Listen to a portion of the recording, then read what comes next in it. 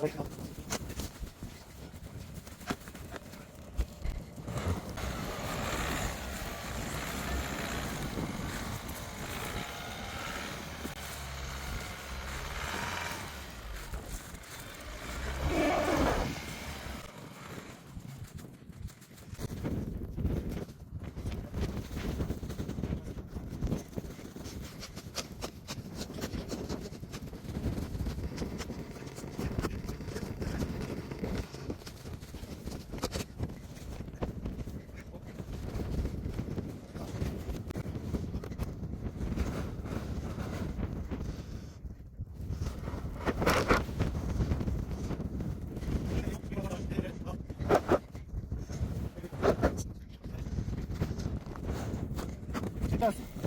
Gel. Gel.